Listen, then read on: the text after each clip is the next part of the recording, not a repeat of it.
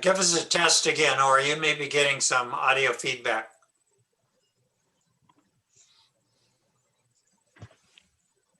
It seems to be good for me. A little bit of an echo, but it's not bad. Better, it's better now. Before it was a little bit more noticeable.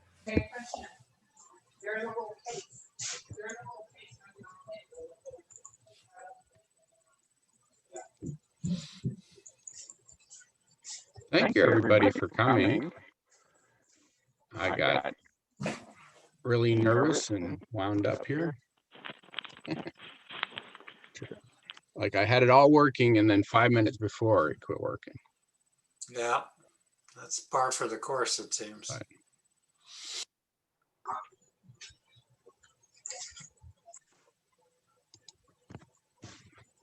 yeah, I had a meeting crash one time, and when I finally got back in, everybody was still there saying, well, where were you?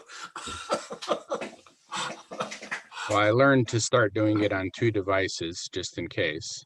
Yeah, And yeah, I do that too. Yeah. so I'm on my phone and my laptop, and my laptop works. So can you guys hear me? Yeah. So, or I want to say happy birthday. Thank you. I've been looking forward to this, and I have not done the cooking with you, but I have done a number of cooking with family members, and yeah, I'm excited, and happy birthday. This is our third of your birthdays that we've sort of spent together through couch surfing. Yeah, usually I'm at your place. When I used to, I mean, I don't even know. I don't think St. Louis is holding their, well, obviously not in quarantine, but even before quarantine, I don't think they were still doing the potlucks. So maybe after quarantine, we'll get back into it. Crystal, if you'd like to introduce yourself, and then what I basically am going to do is frittata and quinoa salad, and you're basically chopping the same thing for 2 different and so I need to get the the quinoa going and the stuff going, and then Crystal's gonna step in and help me out here, because she has a twice a week show on Facebook Live.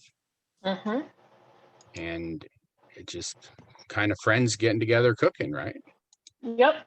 And I call them a group of friendly strangers because they don't know one another. And sometimes there are people I don't know who join. I put out a menu usually Thursday or Friday, and then we'll cook that Sunday and we'll cook that Wednesday, and people can just, whichever one they want to join, they just join us. Oh. And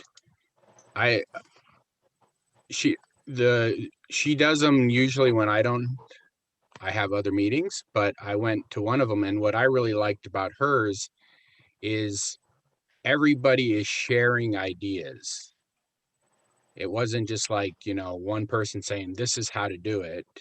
It's everybody's working together to share ideas on, here we have a recipe, but a recipe is basically a platform to do things your own way, right?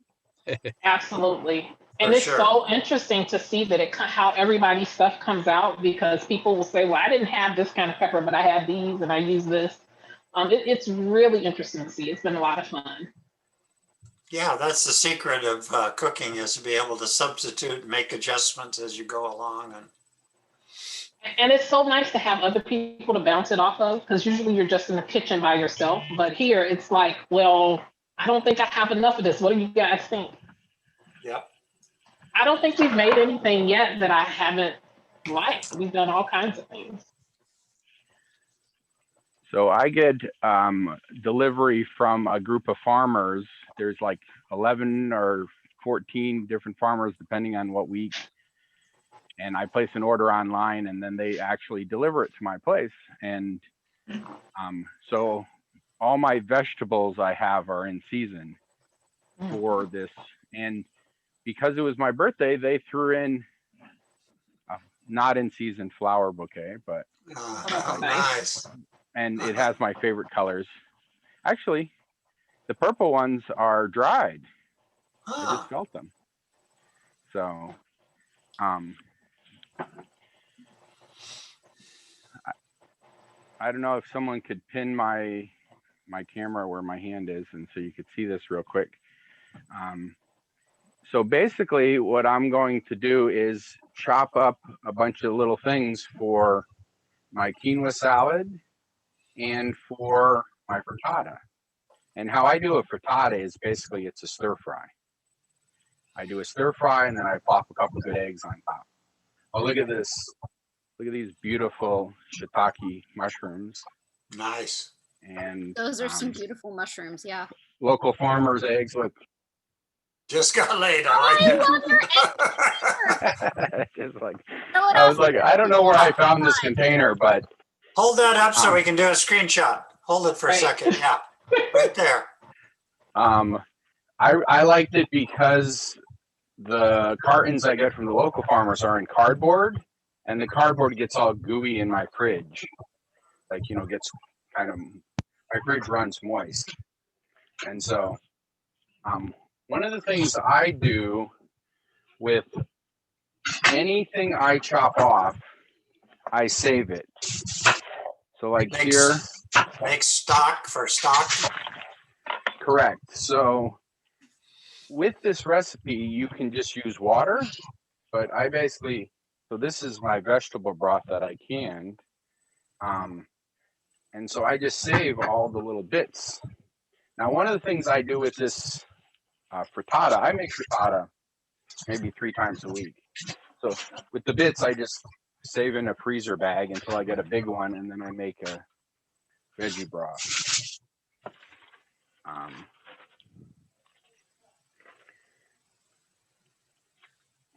And so part of the frittata is you try to get, what I like to do is either use anything left over, or I'm cooking with things that you can eat raw. So I don't have to worry about it being super cooked, right? So I basically just start with the heat and I just start putting stuff on there as I cut it. Is that coconut oil in the pan? That right there is actually local lard. Okay. I just thought I'd ask. Yep. Now it matters. I actually prefer for the quinoa salad, I do that in a rice cooker, and I prefer using ghee. And I had a nice friend here just gave me some fresh homemade ghee. Oh, nice. So, Yeah. yeah, it's not guacamole salsa, homemade ghee. Plus, it And doesn't so- need refrigeration. Yeah, I brought one over to my mom, and I had to explain her to what it was, and then she was like, "Well, regular butter, we didn't even put that in the fridge when we were Oh, growing up."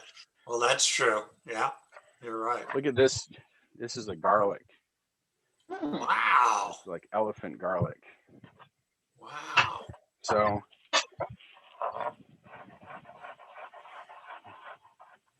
basically, So it's one solid piece, the garlic is, it's not in bulbs? no, yeah, that is a bulb. That is one bulb, but it's not in, okay, it's huge. I like it, Yeah, okay. so like this is a regular garlic, Yeah, that's a Yeah. clove of garlic. A right? clove. and yeah, this is the elephant garlic. It's not as strong, but it's really big. Mhm. So you don't, Yes. That is big. and that's from Steve Smith. He's a local organic farmer, and I like his garlic because it stays really good all winter. Oops, I forgot. I'm supposed to be doing this for 2 recipes. Now for the quinoa salad, what you want to do is make everything really small, because really all your vegetables are just to kind of flavor it all. And with the quinoa salad, you're really looking for a lot of color. So with the quinoa, what I like to do is first toast it. So that's where I'll put a little bit of, oops, not the butter yet. The quinoa, I will put that on the bottom of the rice cooker, hit the button as if I'm cooking it once until it pops, and it'll like, now quinoa, it's just like quinoa and rice, it's like 1 cup to 2 cups, right? So I just, That's I'll that's a plug that in quinoa and rice, toast that. quinoa rice mix. Oh, this is just straight quinoa. Oh, okay. It's 3 kinds. I got it. Yeah, I can see it now. So Okay. it's a red, a black, and a white. Okay. Good. Okay. Good. I like quinoa because it's high in, I don't know, it tastes, especially when I toast it, it tastes nutty. And I feel like it has higher protein. I don't know if that's the truth for sure. Yeah. It also cooks fast. Cooks quick. Oh yeah. I actually like to add it to oatmeal. Oh yeah. My mom did that growing up. Now one thing, if I have multiple vegetables, sometimes I'll do it in different layers. So I'll have some of them that are super cooked in my frittata, and then I might throw some right on the very top that aren't as cooked. So, and then I've got, really in a frittata or the quinoa salad, you can put whatever you want. I just try to go for color.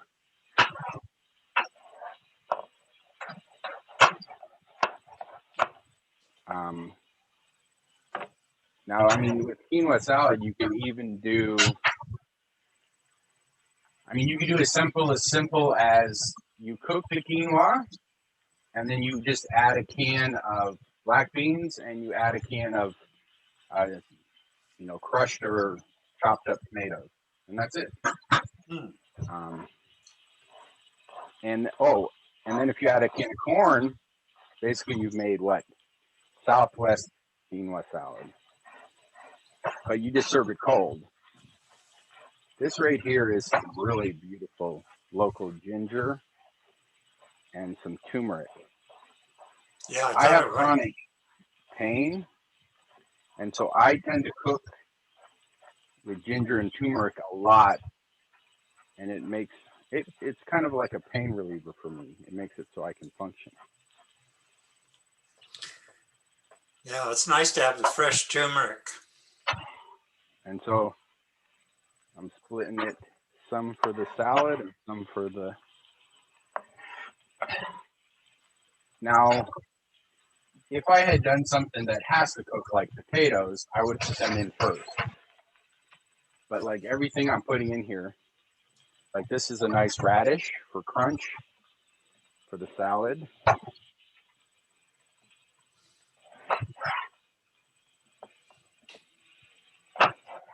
But,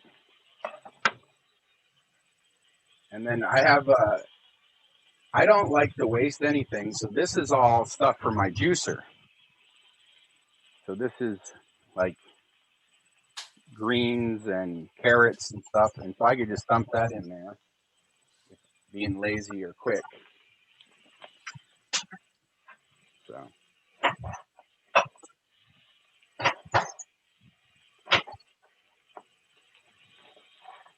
Oh man, everything's starting to smell really good already.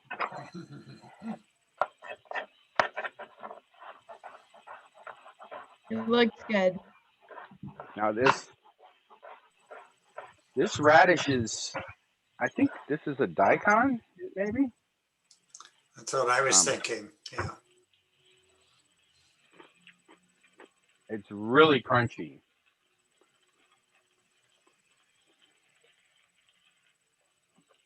Oh yeah, definitely a daikon.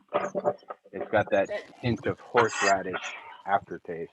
Hey, or can you eat that? And this is radish all stuff raw? I had sitting around, or some of this stuff like onions and stays good for a long time. Yeah, this is good when you got stuff that's going to go bad if you don't do something with it too. Correct. I mean, I'm just basically making a stir fry. And then the secret to a frittata, I feel, is good eggs. So these onions and stuff, you can see it's starting to brown real nice. If you really want caramelized onion, one trick is you can put like a half a teaspoon of sugar in there, because most onions nowadays aren't very sweet. Unless you actually buy like a Vandalia onion. Yeah, sweet onions. So of the stuff I have here, everything can be eaten raw, except the shiitakes. Well, I suppose someone could eat it raw. But you saw I put the shiitake in first, so make sure it's well cooked. All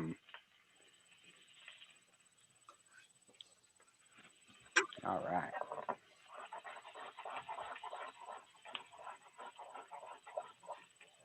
Can I just say that I'm in awe of everybody's knife skills that I'm seeing on camera? So I actually got a book called Knife Skills. I forget who it's by. And spent a lot of time. The secret to a knife skill is super sharp. You're afraid of getting cut, but if you get cut with a dull knife, it actually is worse. Because I don't know, you probably can't see it, but that right there was, I got cut with the actual saw when I was cutting some wood. Yeah. And it never healed. Versus I've got cut like 3 or 4 times with the knife on there, and you don't see those at all. Yeah, it's a ragged, you want a nice clean cut if you're going to have one. But no, I was watching the show Chef, and so I do it by rocking the knife, and they were just like, I was like, holy. And so I have a lot more control. So like, I'm actually, putting the knife against my hand like that. So yeah. when it has a lot of control, and I'm just rocking the blade. Yeah. Yeah, Jacques Pepin has a thing called Essentials on YouTube, and he goes through the knife skills. It's very interesting. So I was doing this on the highest heat, and I just turned it down to about half. So I'm actually going to, the eggs itself, I'm going to bake. So I feel like the secret to a good frittata is, again, a good egg. So it's just really super rich yolk. And I just do a couple eggs on the whole thing. And then one thing I used to do a lot of cheese, but I found like it's really a waste if you use shredded cheese, I feel. If you put big chunks, instead of it just melting and the flavor kind of disappearing, you'll be eating it and it'll be like you get a chunk of cheese flavor. Yeah. So what I actually do, I've turned this down to as low as I possibly can and put some fresh greens. And now the fresh greens are just going to like steam on the top, right? And then I like putting the cheese inside the greens, and so it kind of like has these little bursts of flavor. It's like a greens quesadilla. Yeah.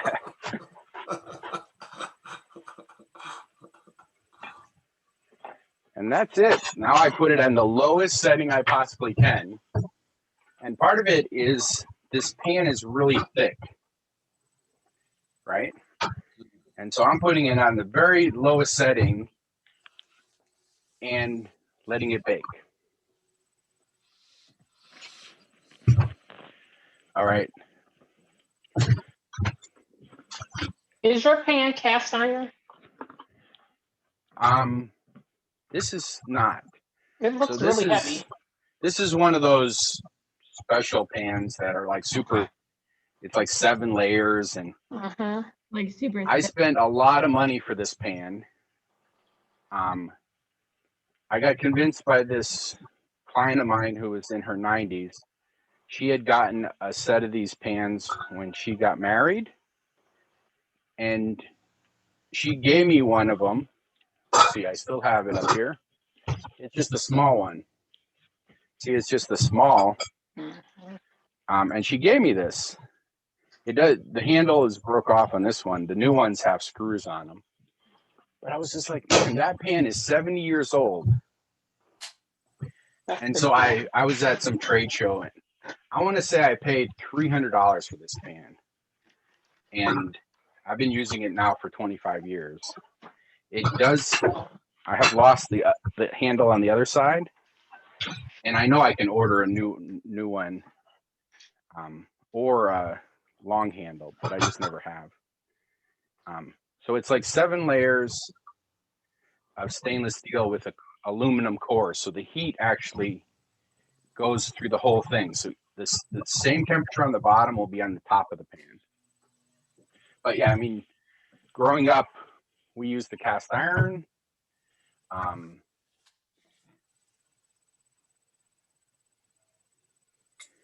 Like mom used to cook rice, bring it to a boil, and then just shut it off in the pan and let it continue to cook because it had that heat in there. All right.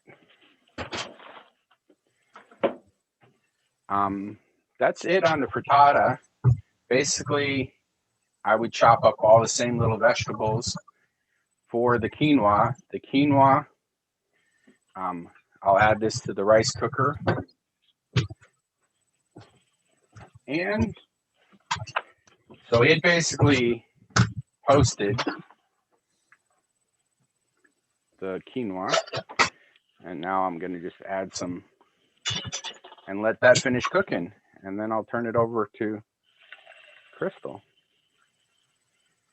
Okay, so we are doing banana pudding, and we are making the custard from scratch. I realized just now that I'm going to need to move my laptop because most of what we're doing is going to be over the stove. So I was explaining before some of you came in that this recipe calls for a double broiler, but if you don't have that, you can just use 2 different pots. So my bottom pot here has water in it, and the top pot is where we're going to put the ingredients to make the custard. You want to be careful because as you start to add in your flour and sugar, the top pot is going to push down. So make sure that you have enough water, but not too much water, because it'll start to bubble out over the side. And so what I'm going to do is I'm going to put this back over on the stove and put my stove on high so that this water in here can start to boil.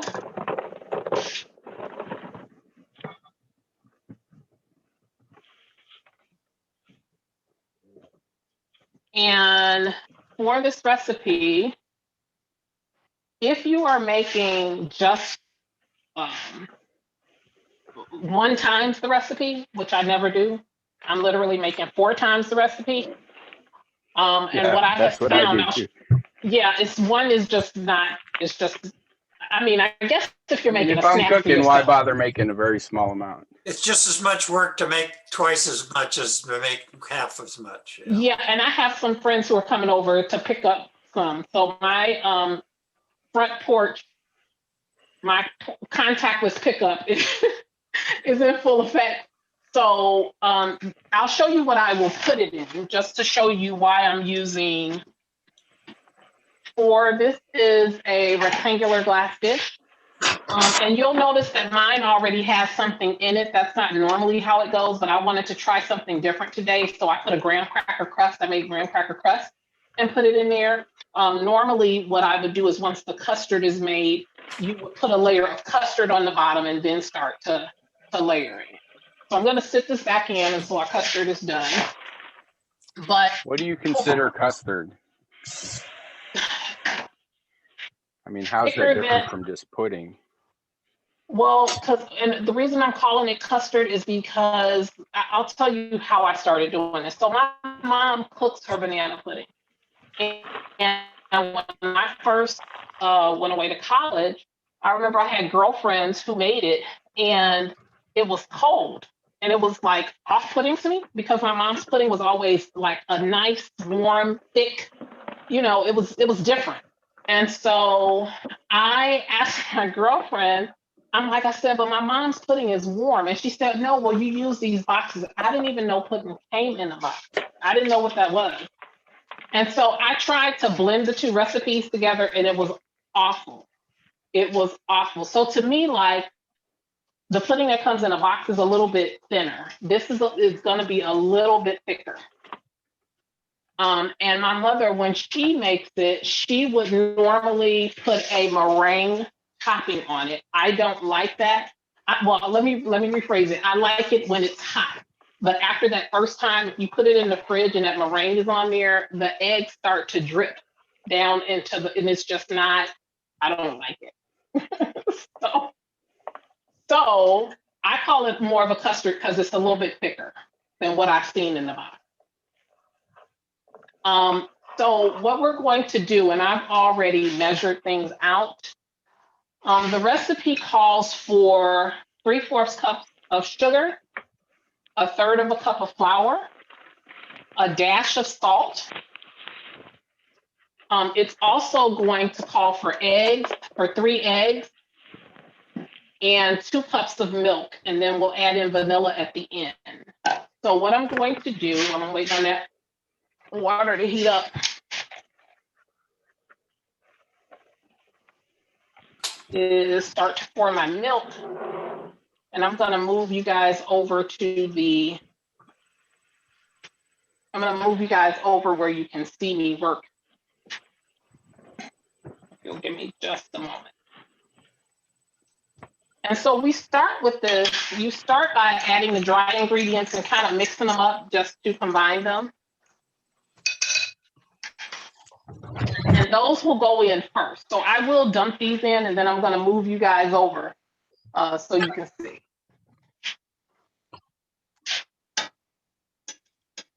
So that's the sugar and the flour. That's the sugar, the flour, the salt. Oh, salt, yeah. And once it's in there, you can just stir it a little. Give me just a moment to move it.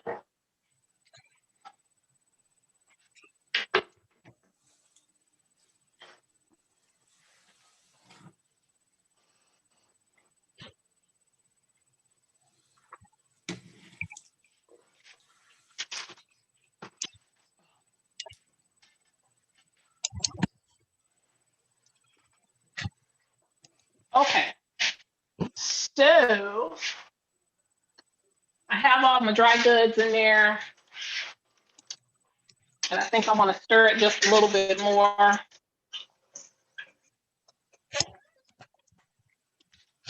The next thing that I'm going to add to this, I'm going to add the eggs.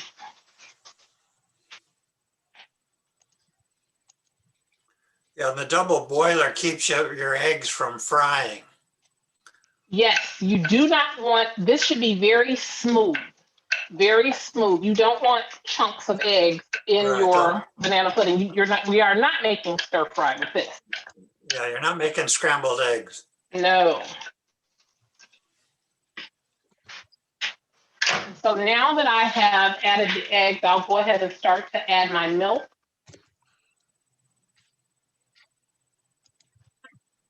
So I'm going to add half the milk for mine first, and then I'm just going to stir it gently to start combining. And some point, I'm probably going to use a whisk. I have to see. I made cheese the other day, like fresh cheese, and Mhm. I was lazy and didn't use a double boiler, and I spent like about 20 minutes cleaning the pan. Yeah, Oh, Because wow. the milk, the sugar in the milk, yeah, it scorches. Yeah. yeah, Yeah. sticks to the pan. Even though I was stirring the whole time, and that's how I always did it growing up, it still, yeah, stuck. And this is one that you have to stir the entire time. This is not something that you put on and walk away. And you'll notice that I am pushing my spoon up against the side of the pan. That is because there are some bits of flour that are clumping and you don't want clumps. I'm going to go ahead and get the rest of my milk. It's like you don't want clumps in your gravy. Yeah, it Do you should be feel like it smooth. matters what kind of milk? I mean, whole milk is better, but I always, you know what, I was about to say I always use whole milk. I think that would be a complete lie. I don't think you can use almond milk or anything like that, but I think you're okay with 2%. I wouldn't go 1% because I think it'll make it too thin. So, I wonder if you could use like 1% and then just put like a teaspoon of butter in it or something. I don't know. oh, maybe, maybe, maybe. Yeah, yeah, I think it's the fat in there that makes the custard with the eggs. I think you have to have a certain amount of fat. And I used to leave out, it calls for a pinch of sugar. And I'm like, what does that matter? Like a pinch, a smidge, and I would just leave it out. But now I'm like, it's in there for a reason. I'm going to go ahead and put the pinch. Yeah, that's like in Chinese food. Sometimes it calls for like a teaspoon of sugar and you wonder why, but that's what makes that balance of Absolutely. sour and sweet and stuff. So, interestingly enough, a lot of Asian dishes that I have made call for an eighth of something. And I've been so shocked. I'm like, who has an eighth measuring spoon? I mean, why? But a lot Well, of the recipes that I've used call for that. Yeah, if I you're, can answer that question for you. It's a conversion from metric, and it just happens to be eighth. Ah, thank you. plus if you're using something like fish sauce, sometimes you don't use a lot of it. You don't want a lot. A little's good, but a lot's not good. Yes. Tomorrow I am doing a virtual birthday party with a group of 21-year-olds who wanted to cook, and we are making beef pepper steak and fried rice. So Cool. that should be pretty interesting. So guys, notice that I am just stirring the whole time, and using this whisk did get the clumps out. So if you have to whisk it, that's fine. I'm not going to use the whisk the whole time because it's going to start to thicken. And I want to be able to still stir freely.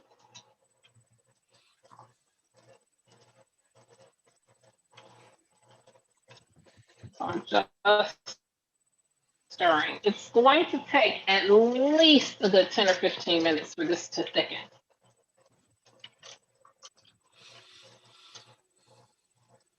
So at this point, I'm going to go ahead because I feel like I have gotten everything. The eggs are pretty combined.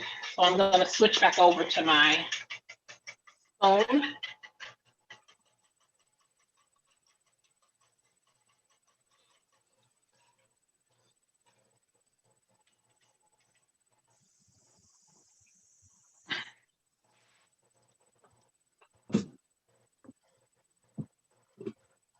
And we are just going to stir this entire time.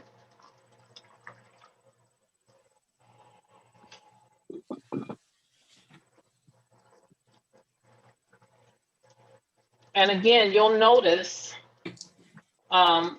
depending on how much you're making, yours may take a little less time, but what you'll notice is you'll notice your spoon starting to get a little resistance as it's going through. Mine is nowhere near that yet.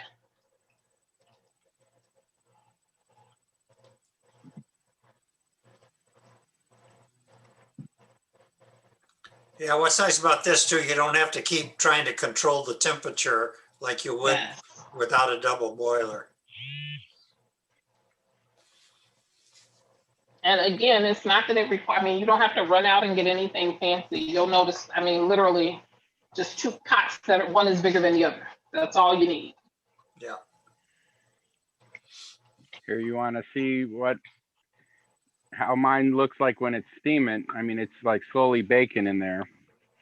Can you see that? It's just like, Yeah. Nice. and then the rice over there is, or the quinoa is boiling in the rice cooker. How long does it take to make in the rice cooker? I don't know. I never pay attention because Usually 12 to 15 minutes normally, something like that. it matters the size of the rice cooker. This, I like it because it's like just a little two cup. Yes. And you know, how cold's the water?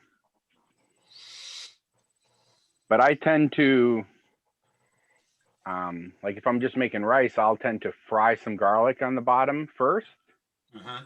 And so it's preheated, or, you know, That's one thing good flavor about some the, oil, yeah, flavor some oil on the bottom, hit the button and until it pops, and then put the rice in there, and then hit it again to basically fry the quinoa or the rice so it's got like a toasted flavor. Then put the water in and hit it again. So I kind of do it 3 times. so it's good about the Instant Pot because you have the saute feature and then you can just do saute and then you just switch over to rice cooker. One trick here, when you have a cutting board, put a cloth under it. I use the pink one for Jen. No, that's my go-to. Jen is very happy with you. That otherwise it tends to slide around. Yeah. So, all right. Man, it smells amazing. One secret I'm to still cooking just is stirring. always eat something before you start cooking. Yes. And have a glass of wine. That's mine policy. And I did neither of those things. I should have. I did neither of those things.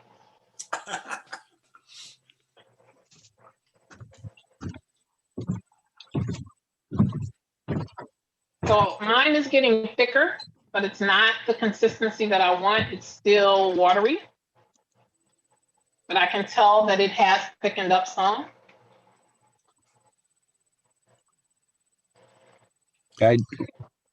When I did the cheese a couple days ago. So basically when I have milk, like if it starts going sour or I don't have space in the fridge or I feel like it's too far past the use by date, I just make a thing of fresh cheese. I learned that like growing up, we had goats, and so we had like tons and tons and tons of milk for about 2 months. And so 1 gallon of milk makes a pound of fresh cheese, and then you can freeze it. And it doesn't change the consistency. Farmer's cheese. That's what Yeah, they call it's just farmer's cheese. like a fresh white. One interesting thing about farmer's cheese is you can fry it and it doesn't melt. If it has, like I tend to make mine very moist, but if you let it drip enough to get enough moisture out of it, it will solidify and then it makes it really nicely, easily sliced. If you ever had queso blanco, chevre blanche, farmer's cheese, those are all Freshly made cheese, yeah. yeah, just instant cheese.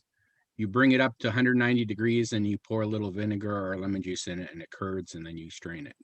Also ricotta cheese. Ricotta? Yep. Yeah.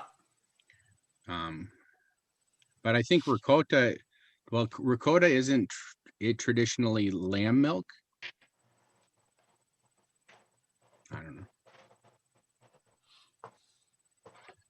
It's usually cow, but you could have goat cheese ricotta as well and sheep's ricotta.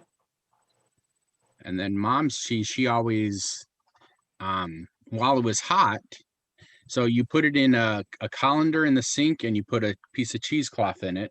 Otherwise, you lose a bunch of the curds through the holes in the colander. Yeah. And then while it's, you know, you let it drain for a couple minutes, and then while it's still hot, you mix in herbs. Nice. Or my actual favorite is cinnamon raisin. Yum. So, Cinnamon raisin cheese? yeah, Oh, it's like, I'm interested. and so if you don't let it drip a lot, it's basically kind of like a spreadable soft cheese. If you don't let it completely drain, you take it and put it in a container in the fridge. It's like poor man's cream cheese. Yeah, and so we would just, you know, spread it on, you know, bread or cracker, or, you know, with celery or carrots or a slice of cucumber. I need to learn how to do this. I'm missing I out. just discovered a little zoomy thing here because I don't normally do pins, but because I'm going back and forth between you two, when I click on the screen, it says replace pin. It just swaps or and. You're the master control. Yeah. I'm just learning something every time. Thank you for helping, Fred, because my laptop's in my office and not, the wireless isn't working in my house, in my kitchen. So it'd be hard to run back and forth. But so my, you know, my quinoa is still in the rice cooker cooking, and then the frittata is at the lowest possible setting I could possibly do.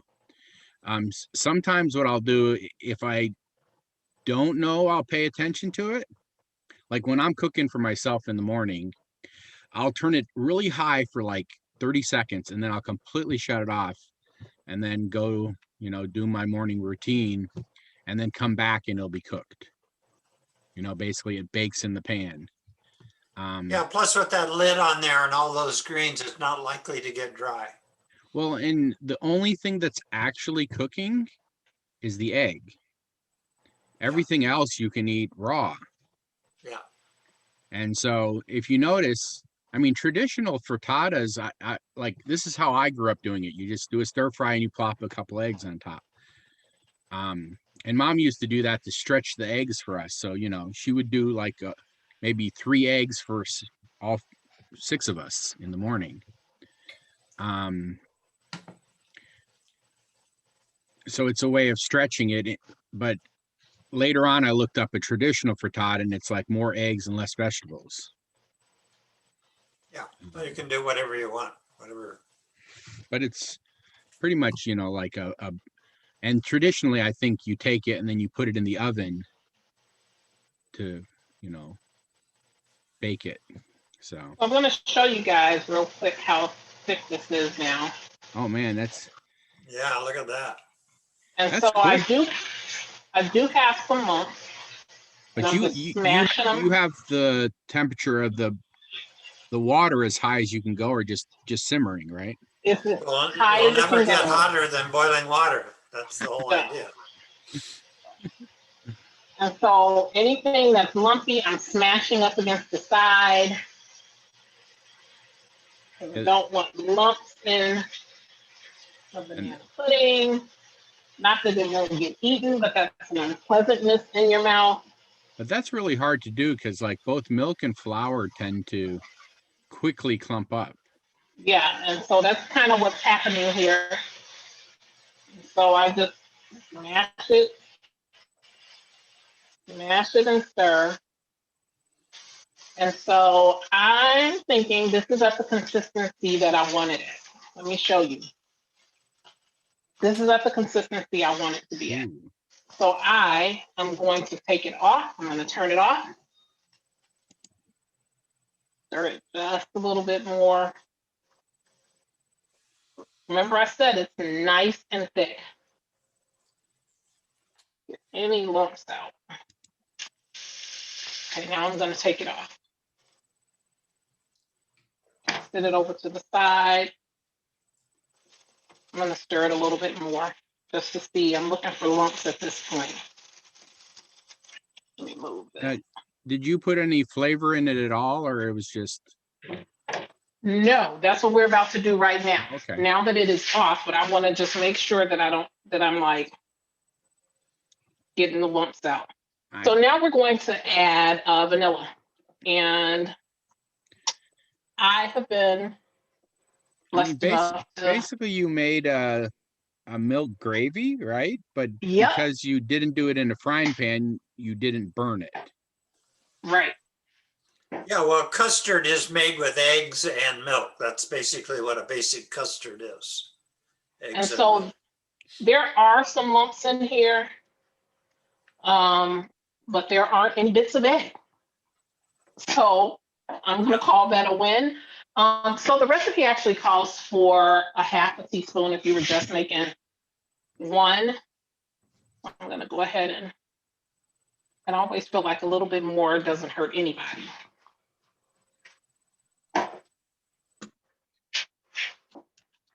Now stir that in. And next, all you have to do, so if you want to eat it like this, you can, but I'm going to move you guys back over and show you how I layer.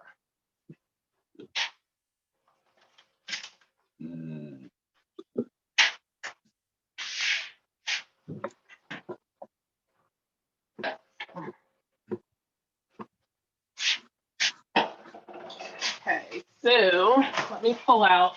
So I'm going to pull out a couple things because remember I said I had some friends who are coming over to get stuff. So they're getting these little individual ones.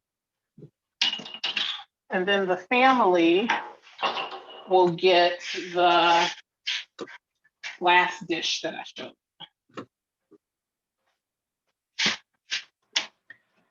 And so here, what normally happens is you would put a layer of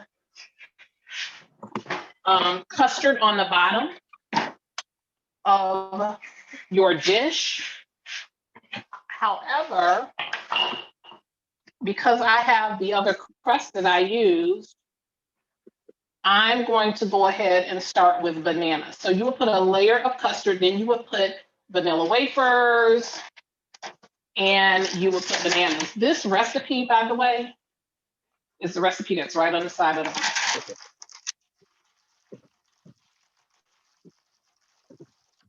So I've already cut up some banana right before we got started. So I'm going to use those in the one for the family.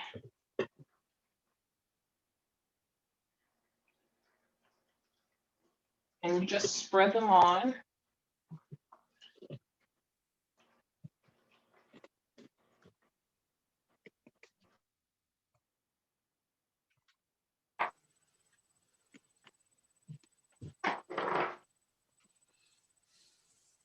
So you'll notice that I'm just spreading them all over.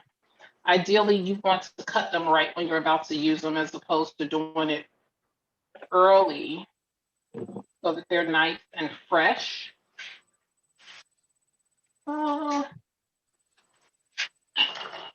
So they tell you to use 5 bananas, but I feel like you look at the recipe and you use as much as you want. And you can cut them as thin or as thick as you want them.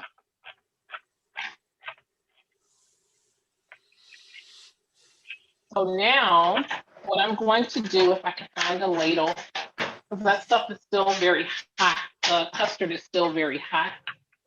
So I'm going to move it over to where I am.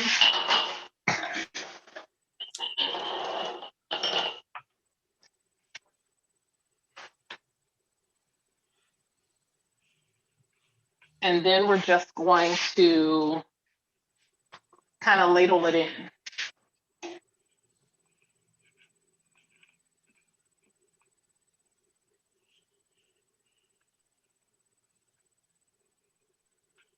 And you want it, you see how thick it is. So you want a nice layer.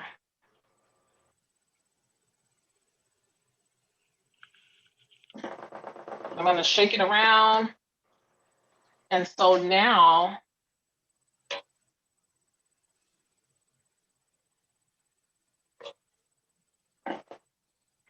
my next layer will end up being cookies.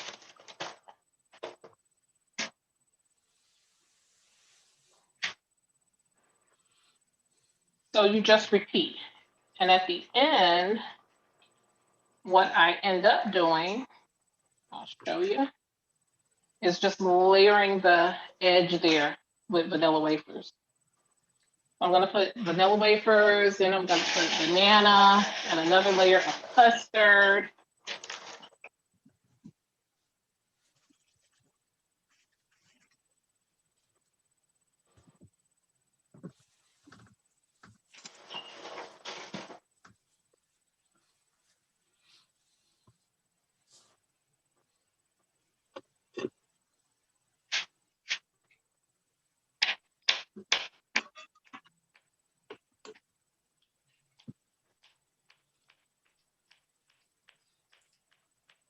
And you can, here's the deal. If you're a person who likes a lot of banana, you can put more. If you want more of the vanilla wafers, you can put more. It's up to you.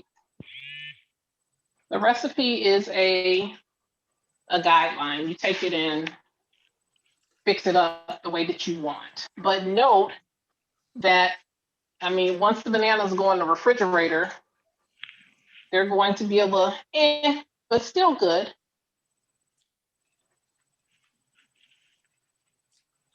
So you'll notice that I'm just kind of putting them where the cookies meet. Okay. More here. And then I will do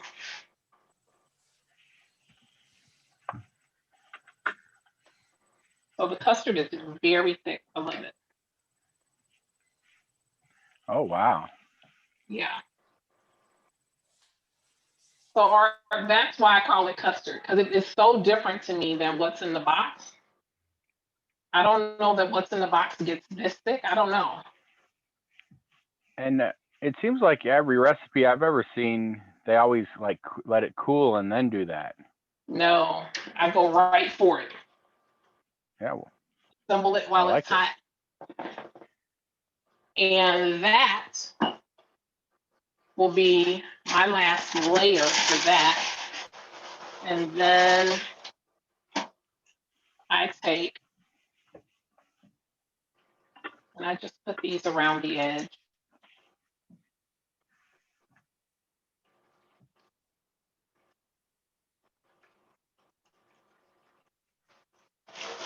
And this is pretty much it. all right. I turned my pan off.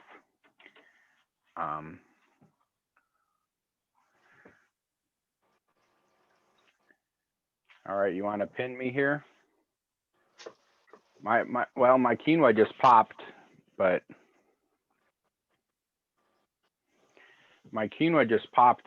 it's really, really hot. You can see all that steam. And so usually I'll let it cool before, because this is a cool salad. Now, some of the stuff I had and I cut up, I mean, you can literally put anything you want in it, based on what you have. So like stuff I had, I got I didn't have any fresh tomatoes, and I had some diced fire roasted tomatoes, some Munster cheese, you know, the carrots, what was it? Carrot, turmeric and ginger, and little red peppers. And then this is all leftover greens from my juicing. So I made some fresh juice. I actually have a friend who has a business that does juicing, and I get their leftovers because it's like, and then I got a hard-boiled egg and some of that daikon radish.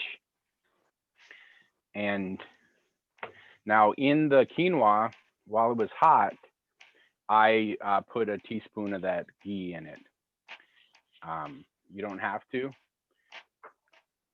Another thing I really like is toasted sesame oil. The secret to this though is many different flavors, but a small amount if you're going to flavor it. So maybe, you know, a little Parmesan cheese in it. Now my frittata, I always eat it with like cold tomatoes or salsa. I don't know. I just had a friend who served me a hot frittata with a cold tomato sauce, and it just was just a perfect balance of sweet and hot and cold all at the same time. So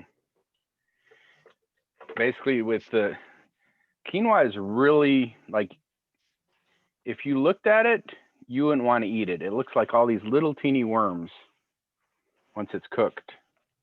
And those are all the little sprouts. Those are the little seeds of it. But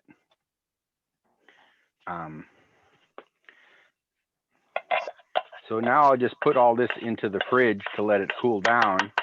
And then once it's cooled down, I can flavor it with some toasted sesame oil, some lime juice. Like, I like to try to do all the different flavors all at once.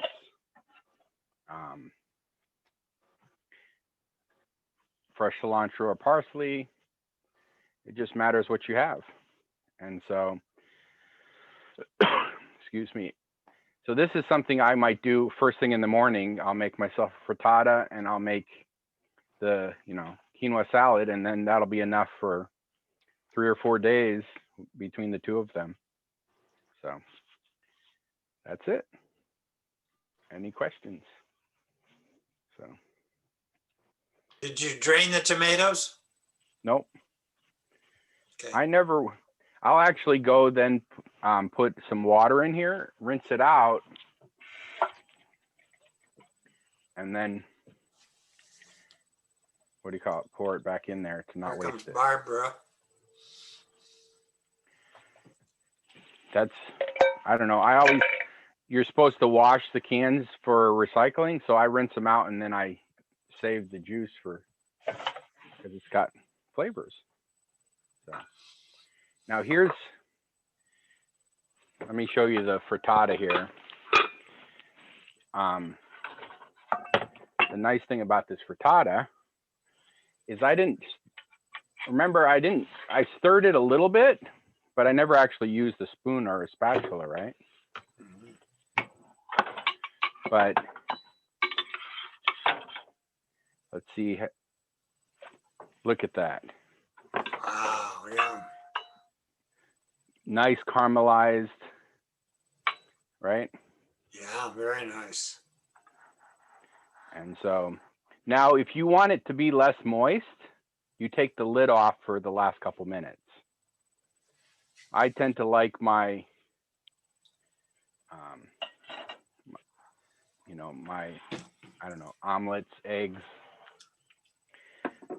And if it does get too crisp and stuck to the pan, that's where I will actually get some broth and pour it around the edge and let it boil for a second to loosen it up, and it'll end up being this moist. So if it does get, you don't have to worry about if it like gets too crispy and starts sticking to the pan a little bit. That's where you have a little broth or some water and you just put a little bit around the edge, and don't waste the flavor. I mean, if you need to clean the pan, pour some little water in there and put it back on the stove and let it boil. And then you have yourself, well, basically some onion soup. So, but doesn't quinoa look like really weird?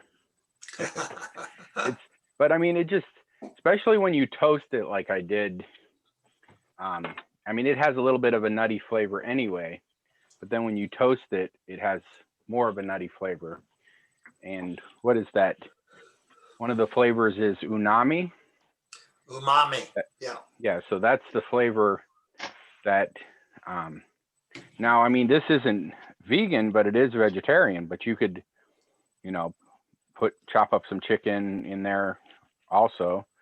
You know, if you wanted it to be vegan, you don't put the eggs and the cheese. You just, I mean, basically, this is a rice salad with the higher protein. I can always say that. Let me double check here. Oh yeah, it's got like lots of fiber. Yeah, and it's complete protein. Yeah, and That's so the key this to was it. white, black, and red quinoa. So, and this quinoa recipe, I actually have entered in a few contests and got accepted into a few different cooking things because of it.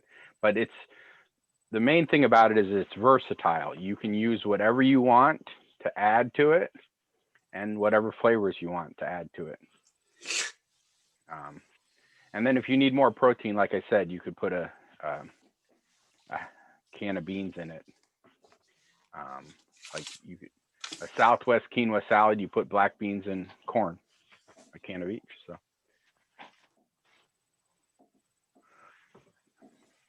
All right. Let's see, Crystal wanted to say anything more. Thank you so much for having me join you guys. I enjoyed this, and I hope that you did too. In this, next month is going to be German cooking, and so we have a lady who does every Thursday night a cooking show, and we'll see everybody then. All right, is it okay for me to put the group name down in your chat in case Yeah. anyone wants to join? Okay. Very much so. So this is on Facebook, guys, if you want to join the group. Okay, thank